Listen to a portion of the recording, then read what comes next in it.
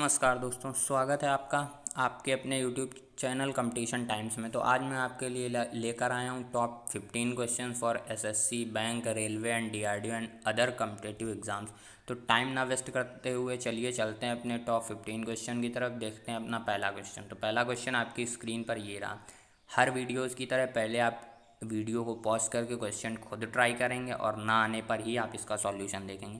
तो चलिए चलते हैं अब इसके सॉल्यूशन की तरफ। क्वेश्चन कह रहा है इफ़ ए की power x is equal to b comma b की power y is equal to c and c की power z is equal to a then x y z. Hindi में देखिए कि यदि ए की पावर एक्स का मान बी है और बी की पावर वाई का मान सी है और सी की पावर जेड का मान ए है तो एक्स वाई जेड किसके बराबर है। तो आप यहाँ पर फर्स्ट इक्वेशन में देख रहे हैं बी की वैल्यू क्या है, बी इज इक्वल टू है ए की पावर एक्स। अगर ये उठाकर हम सेकंड इक्वेशन में रख दें तो हो जाएगा ए की पावर एक्स की पावर वाई।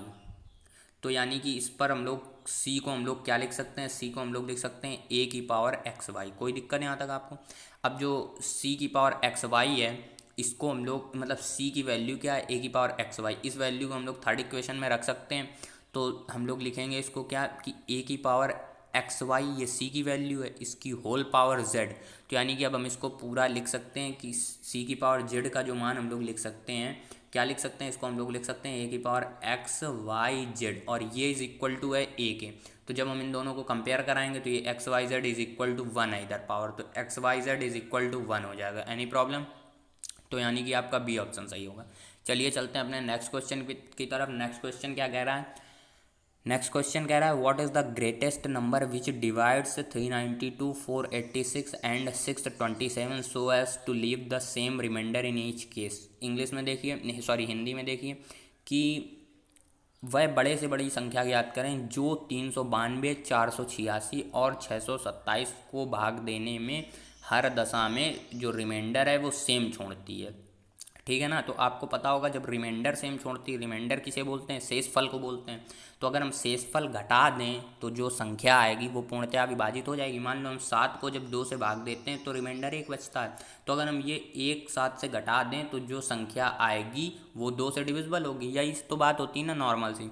अब यानी कि हमने इसका रिमाइंडर मान लिया x, तो अब हम x को अगर हर नंबर पे से सब्सट्रैक्ट कर दें तो जो नंबर आएगा वो डिविजिबल होगा हमारे आंसर से। कोई दिक्कत यहाँ तक। तो 392 माइनस एक्स, अगला है हमारा 486 माइनस एक्स, अगला है हमारा 627 माइनस एक्स। कोई दिक्कत यहाँ तक। ये 3 नंबर हैं, सॉरी एक सेकंड, 486 माइनस एक्स। कोई दिक्कत यहाँ तक। अब आपको एक चीज़ और पता होगी कि जो नंबर अगर ये नंबर किसी चीज़ से डिविजिबल है और ये नंबर किसी चीज़ से डिविजिबल है तो इनका सब्सट्रैक्शन भी उस चीज़ से डिविजिबल होगा। यानी कि अगर आपका 8 2 से डिविजिबल है और आपका 4 2 से डिविजिबल है तो आपका ये जो आएगा 4 ये भी 2 से डिविजिबल होगा। या यहाँ पर 2 मान लें तो जो आपका 6 आएगा वो भी 2 से डिविजिबल होगा। तो अब आपने जो माइनस एक्स किया था यानी कि आपका 486 माइनस एक्स से जब हम अपना अगला नंबर यानी कि 392 माइनस एक्स घटाएंगे तो ये हमारा उस एचसीएफ से डिविजिबल होना चाहिए यानी कि आंसर से। तो ये हम माइनस अंदर मल्टीप्लाई कराएंगे तो ये 392 आपका माइनस में हो जाएगा और ये आपका प्लस में हो जाएगा। कोई दिक्कत यहाँ तक। एक्स एक्स आपका कट जाएगा। जब आप 486 से 392 घटाएंगे तो आपका आएगा 94। तो यानी कि 94 अब आपका उस नंबर से डिविजिबल होना चाहिए आंसर से। तो 94 आपका डिविजिबल होता है 47 2 ज़ा 94। कोई दिक्कत यहाँ तक। तो यानी कि आपका आंसर हो गया 47। बिल्कुल नॉर्मल बात थी कि मतलब जो आपके 3 नंबर हैं उनमें कुछ रिमाइंडर छूट रहा है तो रिमाइंडर हमने लेस कर दिया। अब जो नंबर आए वो डिविजिबल होंगे तो यानी कि उनका सब्सट्रक्शन भी डिविजिबल होगा। अगर आपका 10 डिविजिबल है 2 से बताया आपको और अगर आपका 8 डिविजिबल है 2 से तो जब आप इसको इससे लेस करेंगे तो जो आएगा वो भी आपका 2 से डिविजिबल होगा। कोई दिक्कत नहीं आता। चलिए चलते हैं अपने नेक्स्ट क्वेश्चन पर। नेक्स्ट क्वेश्चन है आपका 17 फैक्टोरियल के सैकड़े के स्थान पर कौन सा अंक होगा, यानी कि the digit at hundreds place value of 17 factorial is. Factorial आप लोग जानते होंगे कि यानी कि अगर 17 फैक्टोरियल है तो 17 से 1 तक की सभी अंकों के गुणनफल को यानी कि संख्याओं के गुणनफल को फैक्टोरियल कहते हैं। तो 17 फैक्टोरियल को हम लोग कैसे लिख सकते हैं बता दे रहे हैं लिखने के लिए। अला इस क्वेश्चन में लिखने की भी ज़रूरत नहीं पड़ेगी, फिर भी देखते हैं। 17 फैक्टोरियल को हम लोग लिख सकते हैं 17 into 16 into 15 into 14 into 13 into 12 into 11 into 10 into 9 into 8 into 7 × 6 × 5 × 4 × 2 × 1। कोई दिक्कत यहाँ तक? ये आपका 17 फैक्टोरियल की वैल्यू। हमें चाहिए इसके सैकड़े के स्थान, यानी कि लास्ट से थर्ड डिजिट पर इकाई दहाई सैकड़ा, यानी कि जो अंक आए इसमें से जो संख्या बने इनके गुणे में, उसमें पीछे से तीसरे स्थान पर कौन सा अंक होगा। तो आप देखेंगे ये 15-12 का जो कॉम्बिनेशन है, इन दोनों का मल्टीप्लाई आपको एक जीरो देगा, और ये जीरो किसी से भी मल्टीप्लाई होगा तो एटलीस्ट एक जीरो आपका रहेगा ही। अब आप देखेंगे कि ये जो आपका 5 है और ये जो आपका 2 है, ये दोनों मिलकर भी इन दोनों का मल्टीप्लिकेशन भी आपको एक जीरो देगा। ये जीरो भी चाहे आप जिससे मल्टीप्लाई कराएंगे नहीं हटेगा। और आप देखेंगे कि ये आपका 10 का ज़ीरो है। कोई दिक्कत यहाँ तक? Any problem? तो यानी कि आपके 3 जीरो बन रहे हैं, यानी कि आपका जो भी नंबर आएगा उसमें पीछे आपके 3 जीरो रहेंगे, आगे कुछ भी XYZ नंबर बनेगा। तो ये आपका इकाई का स्थान है, ये आपका दहाई का स्थान है, और ये आपका सैकड़े का स्थान है, यानी कि सैकड़े के स्थान में आपका जो होगा वो जीरो होगा, यानी कि बी ऑप्शन सही है। चलिए चलते हैं अपने नेक्स्ट क्वेश्चन की तरफ। समझ में आया ना? कोई प्रॉब्लम तो नहीं ना इस क्वेश्चन में? चलिए चलते हैं अपने नेक्स्ट क्वेश्चन की तरफ। नेक्स्ट क्वेश्चन क्या कह रहा है? नेक्स्ट क्वेश्चन कह रहा है कि 24 छात्रों की एक कक्षा में एक छात्र जिसकी आयु 10 वर्ष है कक्षा से चला जाता है, एवं एक नया छात्र सम्मिलित हो जाता है जिसके कारण कक्षा की औसत आयु 2 माह बढ़ जाती है। नए छात्र की आयु ज्ञात करें। इंग्लिश में समझिए ज़रा कि 24 स्टूडेंट की एक क्लास है, एक स्टूडेंट उसमें लीव कर देता है क्लास को जिसकी जो एज है वो 10 ईयर्स ओल्ड है, मतलब स्टूडेंट। तो न्यू जो उनके बीच का एवरेज होता है वो इंक्रीज़ कर जाता है 2 मंथ। तो the age of the student which adds. तो इसके सॉल्यूशन की तरफ चलें तो बहुत ही आसान क्वेश्चन है। यानी कि एवरेज क्या होता है? आपके 24 स्टूडेंट का सम, जितनी भी उनकी एज है उनका सबका सम अपॉन 24। कोई दिक्कत यहाँ तक?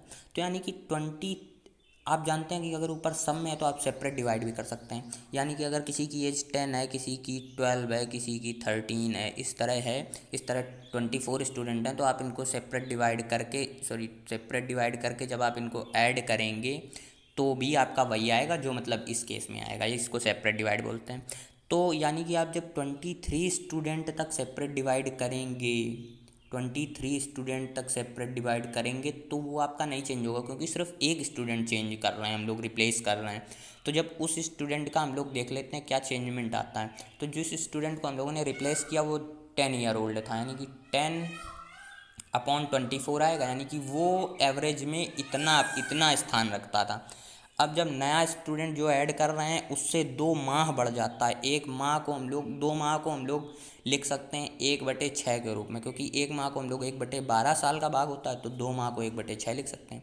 तो जब आपका एवरेज सिर्फ इस स्टूडेंट को चेंज करने में इतना बढ़ जाता है, यानी कि इस स्टूडेंट के पहले एवरेज में मदद कितनी कर रहा था, 10/24 कर रहा था, अब ये 1/6 ज़्यादा करने लगा।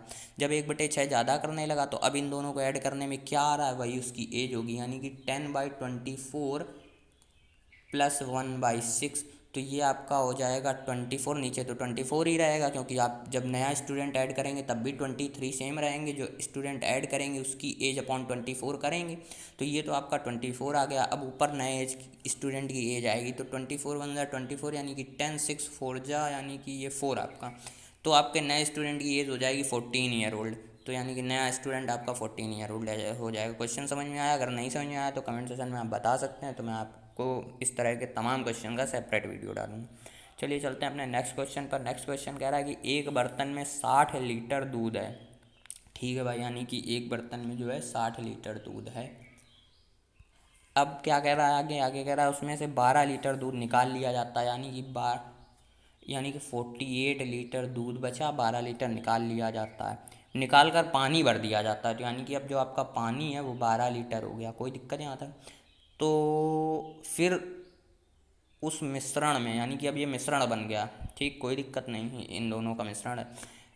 उस मिश्रण में 12 लीटर दूध निकाल कर फिर पानी भर दिया जाता है। तो जब फिर पानी भर दिया जाता है तो यानी कि अब ये आपका कितना हो जाएगा, इसमें फिर आप 12 लेस कर देंगे, यानी कि ये आपका हो जाएगा 36, ये आपका हो जाएगा 24। पानी भर दिया जाता है तो परिणामी मिश्रण में दूध और पानी का अनुपात, यानी कि इन दोनों का अनुपात पूछ रहा है, तो अनुपात 36/24। तो ये यानी कि आपका आना चाहिए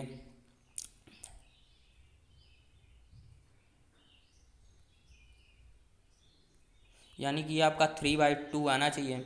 तो 3/2 तो किसी ऑप्शन में है नहीं, यानी कि ये आपका 15/10 हो जाए, क्योंकि 15/10 भी आपका 3/2 ही होता है। कोई प्रॉब्लम। चलिए चलते हैं अपने नेक्स्ट क्वेश्चन पर। नेक्स्ट क्वेश्चन क्या है, a bicycle wheel makes 5000 revolution in moving 11 kilometre, the diameter of the wheel is. यानी कि क्वेश्चन आपका कह रहा है कि एक साइकिल का पहिया है जो 11 किलोमीटर चलने में 5000 चक्कर घूमता है। तो पहिए की डायमीटर पूछ रहे हैं। आपको एक चीज़ बता दें कि यानी कि 5000 चक्कर में 11 किलोमीटर तय करता है, तो एक चक्कर में कितने किलोमीटर तय करेगा, इसके लिए हम लोग क्या करेंगे, 11,000 मीटर हो जाएगा, क्योंकि 1 किलोमीटर में 1000 मीटर होता है। 11,000 बटे 5000, यानी कि ये एक चक्कर में 11/5 मीटर डिस्टेंस ट्रैवल करेगा। कोई दिक्कत नहीं आता। तो जब ये और जो जितनी डिस्टेंस एक चक्कर में, एक रिवॉल्यूशन में कोई पहिया ट्रैवल करता, उसी को उसकी क्या बोलते हैं, सरकमफ्रेंस बोलते हैं। तो यानी कि अब इसकी सरकमफ्रेंस क्या होती, और सरकमफ्रेंस का फॉर्मूला क्या होता है, सरकमफ्रेंस जो होती है, सर्किल की सरकमफ्रेंस का फॉर्मूला होता है 2πr। कोई दिक्कत यहाँ तक। तो जब सर्किल का सरकमफ्रेंस का फॉर्मूला 2πr होता है, हमें सरकमफ्रेंस कितनी दी गई है, 11/5 दी गई है। तो 11/5 इज इक्वल टू 2πr। हमसे डायमीटर पूछ रहा था, यानी कि 2r को छोड़ देते हैं और पाई को इधर मल्टीप्लाई करा देते हैं अपॉन में। तो यानी कि 11/5 और पाई का इधर डिवाइड है, तो उल्टा होकर मल्टीप्लाई हो जाएगा, यानी कि 7/22। कोई दिक्कत यहाँ तक। तो यानी कि 11 2 22, यानी कि 10, 7/10, 7/10 मीटर जो है उसका डायमीटर हो जाएगा, 7/10 मीटर। और जब इसको सेंटीमीटर में चेंज करेंगे तो ये हो जाएगा आपका 70 सेंटीमीटर। 1 मीटर में 100 सेंटीमीटर, उसको हम लोग 700 मीटर लिख सकते हैं। डिवाइड करेंगे 70 सेंटीमीटर। कोई प्रॉब्लम। चलिए चलते हैं अपने नेक्स्ट क्वेश्चन पर। नेक्स्ट क्वेश्चन आपकी स्क्रीन पर ये रहा। नेक्स्ट क्वेश्चन कह रहा है, in the given figure A B C is a right angle triangle, right angle at B, B C is equal to 21 centimetre and A B is equal to 28 centimetre, with A C as diameter of a semi circle and with B C as a radius of quarter circle are drawn. What is the area of the shaded portion. Shaded portion का area पूछा गया है, यानी कि इस चीज़ का area पूछा गया है। तो और आपको एक इस क्वार्टर की आपको ये रेडियस दे रहा है इसकी, और ये जो है ये डायमीटर है इस पूरे सेमी सर्कल का। कोई प्रॉब्लम। तो आपसे शेडेड रीजन पूछा गया है। गेस कीजिए क्या करना पड़ेगा इस क्वेश्चन में। इस क्वेश्चन में आप क्या करेंगे, इस क्वेश्चन में आप इस पूरे ट्रायंगल और इस सर्कल का एरिया ऐड कर देंगे। तो यानी कि पूरा शेडेड रीजन निकल आएगा। पूरा शेडेड रीजन जब आ जाएगा तो इसमें से आप इस क्वार्टर का एरिया लेस कर देंगे, तो आपका शेडेड रीजन आ जाएगा। कोई दिक्कत यहाँ तक। यानी कि पहले आप इन दोनों को फिगर को ऐड करके पूरा एरिया निकालेंगे, फिर आप इस क्वार्टर का लेस कर देंगे, तो आपका शेडेड रीजन आ जाएगा। तो इसके लिए आपको क्या करना पड़ेगा, ये आपका डायमीटर है, इसकी आपको लेंथ दी नहीं गई है ए सी की, तो आप लोग क्या करेंगे, पाइथागोरस लगाएंगे। यानी कि बी सी का स्क्वायर प्लस ए बी का स्क्वायर इज इक्वल टू ए सी का स्क्वायर। कोई दिक्कत नहीं आता। तो यानी कि इन दोनों का स्क्वायर के सम का रूट कर देंगे, तो आपका वो ए सी हो जाएगा। तो आपका इसका 21 का, ये आपका एक 21 है, एक आपका 21 और एक आपका 28 है। जब आप 21 का स्क्वायर करेंगे तो आपका आएगा 21 इंटू 21 आपका आएगा 441। और जब आप नेक्स्ट वाले का यानी कि 28 का स्क्वायर करेंगे तो आपका आएगा 684, और इन दोनों को आप ऐड करेंगे तो आएगा 5 2 और 11। अब आप जब इसका रूट निकालेंगे, यानी कि आपको ए सी फाइंड करनी है, तो जब इसका रूट निकालेंगे तो आपका आएगा 35। यानी कि ये आपका इसकी जो रेडियस है सेमी सर्कल की आपकी 35 है। तो जब आप सेमी सर्कल का एरिया निकालेंगे तो 1/2 पाई आर स्क्वायर। तो अब आपको सब कुछ पता है, आपको इसकी रेडियस भी पता है। आपको ट्रायंगल के लिए 1/2 बेस इंटू हाइट लगाएंगे, यानी कि 1/2 बेस आपका है। चलिए एक बार पूरी इक्वेशन लिख देते हैं, आप सॉल्व करिएगा घर में बैठ के आराम से, क्योंकि बहुत बड़ा पॉइंट में आएगा, काफ़ी लेंदी सी चीज़ है। तो बाकी आपका क्वेश्चन बहुत इंपॉर्टेंट है, CDS 2008 के सेकंड शिफ्ट में आपका आ भी चुका है। तो क्वेश्चन सॉल्व करने के लिए आपको क्या करना पड़ेगा, पहले आप ट्रायंगल का और इस सेमी सर्कल का ऐड करेंगे। तो ट्रायंगल का आप एरिया निकालेंगे 1/2 बेस इंटू हाइट, यानी कि बेस एक आपका 21 है और एक आपका है 28। कोई दिक्कत यहाँ तक? प्लस करेंगे, प्लस अब आप सेमी सर्कल का निकालेंगे तो 1/2 पाई और आर स्क्वायर आपका 35 यानी कि 35 का स्क्वायर, और आप माइनस करेंगे इस क्वार्टर का एरिया, तो क्वार्टर का एरिया का फार्मूला होता है यानी कि θ/360। तो जब θ/360 यानी कि 90/θ आपका 90 होता है क्वार्टर में, तो 90/360 करेंगे तो आपका 1/4 आएगा यानी कि 1/4 इंटू और पाई आर स्क्वायर, तो यानी कि पाई और इसकी आर क्या है, ये आपकी आर है BC, और BC आपकी 21 है यानी कि पाई इंटू 21 का स्क्वायर। कोई दिक्कत यहाँ तक? अब आप इन तीनों मतलब इस पूरी इक्वेशन को सॉल्व कर लेंगे तो आपका आंसर आ जाएगा। चलिए चलते हैं अपने नेक्स्ट क्वेश्चन पर। नेक्स्ट क्वेश्चन कह रहा है in the figure given values of x and y are respectively, यानी कि इस फिगर में आपको x और y की वैल्यू फाइंड करनी है। तो क्या कर सकते हैं आप, ट्राई कीजिए जल्दी। हाँ, तो इस क्वेश्चन में आपको दिया गया है, दिया क्या गया है, ये आपका 90 और ये भी आपका 90 है, तो यानी कि ये दोनों लाइनें आपकी पैरेलल हैं। कोई दिक्कत यहाँ तक? अब जब दोनों लाइनें पैरेलल हैं तो ये अगर आपका 70 है तो ये भी आपका 70 हो जाएगा, अल्टरनेट इंटीरियर एंगल यानी कि अंता एकांतर कोण के नियम से। तो ये आपका हो जाएगा 70। जब ये आपका 70 हो जाएगा तो y आपका कितना हो जाएगा, ये पूरा 180 होता है, एक तरफ आपका 70, तो यानी कि 110 ये आपका y हो जाएगा। और y आपका सेकंड जगह लिखा होना चाहिए यानी कि पीछे लिखा होना चाहिए, तो ये आपका ए ऑप्शन सही है। कोई दिक्कत यहाँ तक? बाकी आपका ये आइसोस्केलेस ट्रायंगल है, तो जब ये आपका 70 हो जाएगा तो ये भी आपका 70 हो जाएगा, 70 1 110 ये आप यानी कि 110 ये आपका राइट आंसर है ए। चलिए चलते हैं अपने नेक्स्ट क्वेश्चन पर। नेक्स्ट क्वेश्चन कह रहा है कि प्रियांशु का वेतन 10% घटा दिया गया है, फिर घटाया गया वेतन 10% बढ़ा दिया जाता है, तो नया वेतन पुराने वेतन की तुलना में क्या है? Priyanshu salary was reduced by 10% and then the reduced salary was increased by 10%, his new salary's comparison with his original salary is. तो चलिए इस क्वेश्चन में बहुत ही अच्छा क्वेश्चन है। अगर आप प्रियांशु की जो ओरिजिनल सैलरी उसको आप 100 मान लें, तो प्रियांशु का वेतन 100 रुपये और 10% लेस कर दिया गया यानी कि अब प्रियांशु का वेतन 90 रुपये। अब वो बोल रहा है कि घटाए गए वेतन में 10% की वृद्धि कर दी जाती है। अब 90 का 10% कितना होता है? 90 का 10% होता है 9 रुपये, तो यानी कि उसका 90 वेतन में 10% की वृद्धि कर दी गई यानी कि अब उसके 99 हो गए।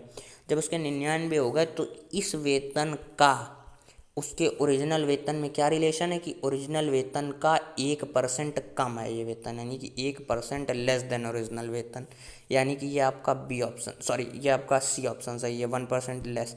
चलिए चलते हैं नेक्स्ट क्वेश्चन पर। नेक्स्ट क्वेश्चन कह रहा है किसी बहुभुज का आंतरिक कोण उसके बाह्य कोण का 3 गुना है, तब बहुभुज की भुजाओं की संख्या ज्ञात करें।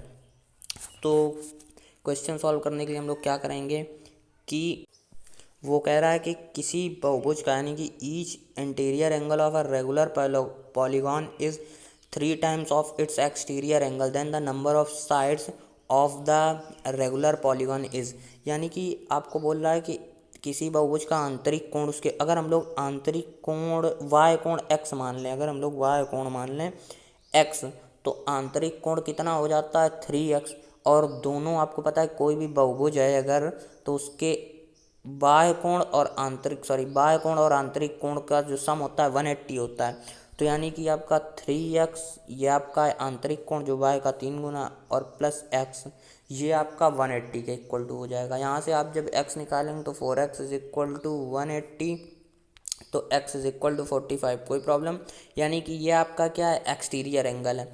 तो नंबर ऑफ साइड, जब हमें एक्सटीरियर एंगल पता होता है तो नंबर ऑफ साइड का फॉर्मूला होता है 360 अपॉन एक्सटीरियर एंगल, तो जब आप इसको डिवाइड करेंगे तो आपका आ जाएगा 8, यानी कि 8 साइड का पॉलीगॉन होगा। चलिए चलते हैं अपने नेक्स्ट क्वेश्चन की तरफ। नेक्स्ट क्वेश्चन कह रहा है किसी परिवार के 4 सदस्यों की औसत आयु 36 वर्ष है, यदि परिवार के सबसे छोटे सदस्य की आयु 12 वर्ष है तो परिवार की औसत आयु छोटे सदस्य के जन्म के समय क्या थी। यानी कि बहुत ही अच्छा क्वेश्चन है। 4 सदस्यों की, परिवार में 4 मेंबर हैं यानी कि फैमिली में 4 मेंबर हैं, उनकी जो एवरेज एज है वो है 36। अब जब बोल रहा है क्या कि और 4 सदस्य हैं तो कुल उन चारों का सम कितना हो जाएगा, उन चारों का सम हो जाएगा 36 × 4, ठीक। अब 36 × 4 यानी कि ये आपका हो जाएगा 144, यानी कि 144। और जब आपका बोल रहा है कि मतलब यदि परिवार के सबसे छोटे सदस्य की आयु 12 वर्ष है तो परिवार की औसत आयु उसके जन्म के समय, जब छोटे सदस्य का जन्म हुआ होगा तो यानी कि परिवार के सभी सदस्यों की आयु 12 वर्ष कम हो जाएगी। तो यानी कि 12 वर्ष और 4 सदस्य हैं, यानी कि टोटल जो एज में डिफरेंस आएगा वो 48 ईयर लेस हो जाएगी, 48 लेस हो जाएगा। तो जो आपकी मतलब ओरिजिनल एज होगी उसके जन्म छोटे सदस्य के जन्म के समय, वो आपकी होगी 144 - 48 यानी कि 96। और तब घर में मेंबर कितने होंगे? तब घर में मेंबर होंगे, एक सदस्य का जन्म नहीं हुआ है यानी कि 3 मेंबर होंगे। तो 3 3 ज़ा 9, 3 2 ज़ा 6, यानी कि आपका राइट आंसर है 32 ईयर। चलिए चलते हैं नेक्स्ट क्वेश्चन पर। नेक्स्ट क्वेश्चन कह रहा है, बहुत ही अच्छा क्वेश्चन है, अच्छा नहीं नॉर्मल क्वेश्चन है, ये आपकी एक ट्रिक नहीं, ये फार्मूला ही है, सिर्फ इतना ही याद कर लीजिए। ये आपका जब भी इस तरह नंबर ऐड होते हैं रूट के अंदर और जुड़ते हैं तो इनके हम लोग कॉन्जिक्यूटिव फैक्टर फाइंड कर लेते हैं, यानी कि इसके कॉन्जिक्यूटिव फैक्टर यानी कि इसके फैक्टर कर लेते हैं। तो 3 × 2 होगा इसका फैक्टर। तो जब इस तरह नंबर ऐड होते हैं तो आंसर 3 होता है, और जब इस तरह नंबर लेस होते हैं यानी कि √6 - √6 ऐसे जब लेस होते हैं तब आंसर 2 होता है। तो इसमें ऐड हो रहे हैं तो आपका आंसर हो जाएगा 3, कोई दिक्कत। चलिए चलते हैं नेक्स्ट क्वेश्चन की तरफ। नेक्स्ट क्वेश्चन आपको जो है ये आपका क्वेश्चन ऑफ द डे है। ये क्वेश्चन आपको करके कमेंट सेशन में इसका आंसर देना है। बहुत ही अच्छा क्वेश्चन है, बहुत ही ठीक क्वेश्चन है आपके लेवल के लिए। चलिए चलते हैं नेक्स्ट क्वेश्चन की तरफ। नेक्स्ट क्वेश्चन कहता है कि if x is positive even integer and y is negative odd integer then x की पावर y इज़, यानी कि ठीक क्वेश्चन है बहुत ही, मतलब x is positive even integer, यानी कि x जो है ये हमारा पॉजिटिव भी है और इवन भी है, यानी कि इसको हम लोग मान सकते हैं, चलिए 4 मान लेते हैं। और जो हमारा y है वो है निगेटिव ऑड इंटीजर, यानी कि अगर ये हमारा 4 है तो जो y है x की पावर y की वैल्यू पूछ रहा है, यानी कि x की पावर y की, अगर ये 4 है तो ये निगेटिव भी है यानी कि माइनस, और ऑड भी है यानी कि 3 है। तो जब इसकी वैल्यू निकालेंगे, कुछ भी अगर माइनस की पावर y भी मान लें तो ये अपॉन में चला जाएगा, आपको पता होगा। तो यानी कि 1/4 की पावर 3, 4 की पावर 3 या कुछ भी हो, तो यहाँ पर हमारा एक नंबर बनेगा जो कि 0 नहीं होगा, यानी कि कुछ नंबर बनेगा, इवन नंबर बनेगा, ठीक है ना। क्योंकि 4 इंटू, चाहे इसका आप ऑड बार इंटू कराएं चाहे आप इवन बार इंटू कराएं, यानी कि 4 × 4 कराएं या आप 4 × 4 कराएं, आपका इवन ही आएगा, यानी कि आपका आएगा 1/इवन, 1/इवन, यानी कि आपका ऑड इंटीजर नहीं होगा, इंटीजर थोड़ी होगा ये जब आपका 1/ में आ जाएगा, इवन इंटीजर ये भी नहीं होगा। और ये आपका थर्ड ऑप्शन कह रहा है रेशनल नंबर, यानी कि ये आपका रेशनल नंबर होगा। चलिए चलते हैं अपने नेक्स्ट क्वेश्चन की तरफ। नेक्स्ट क्वेश्चन कह रहा है tan 3 theta - tan 2 theta - tan theta is equal to. तो आप इसमें क्या कीजिए, इसमें आप tan 3 थीटा को ब्रेक कर लीजिए इन दोनों के टर्म्स में, यानी कि tan 3 थीटा को हम लोग लिख सकते हैं 2 थीटा प्लस थीटा। अब यहाँ पर आप tan a + b का फॉर्मूला लगा दीजिए, तो ये आपका हो जाएगा tan a + tan b upon ये 2 थीटा और ये थीटा है, ये 2 थीटा ये थीटा है, और upon 1 - tan a and tan b, कोई दिक्कत। चलिए अब ये किसके बराबर होगा, ये होगा आपका tan 3 थीटा के बराबर, कोई दिक्कत यहाँ तक। ये आपका tan 3 थीटा के बराबर होगा तो इसका मल्टीप्लाई हो जाएगा इधर, is equal to tan 2 theta plus tan theta होगा। तो जब आप 1 - tan 2 थीटा और tan थीटा का मल्टीप्लाई कराएंगे tan 3 थीटा से, तो ये आपका हो जाएगा tan 3 थीटा और minus tan theta tan 2 theta tan 3 theta, कोई दिक्कत। अब आप इस पूरे को उठा के इक्वल टू में आपका क्या था, इक्वल टू में आपका था tan 2 theta plus tan theta, कोई दिक्कत। और इक्वल टू में आपका बना tan 3 theta minus tan theta tan 2 theta tan 3 theta. अब आप इस पूरे को इधर ले जाएंगे इक्वल टू के, तो ये प्लस में हो जाएगा, और इन दोनों को इधर लाएंगे तो माइनस में हो जाएगा, और हमें माइनस वाले का यानी कि इसका आंसर चाहिए था, तो ये तीनों मल्टीप्लाई में होंगे, या इसका राइट आंसर होगा। तो ये थे आपके top 15 question for SSC, CDS, DRDO, bank, और इसी तरह के और भी अच्छे क्वेश्चंस देखने के लिए हमारे चैनल को सब्सक्राइब करें, वीडियो को लाइक करें और शेयर करना ना भूलें। और जल्दी ही आपको क्वेश्चन की कॉन्टीन्यूटी बढ़ाई जाएगी, कंटेंट बढ़ाया जाएगा, और जीएस के क्वेश्चन भी प्रोवाइड कराएंगे जाएंगे। तो आज के लिए इतना ही काफ़ी है। Thank you, have a nice day.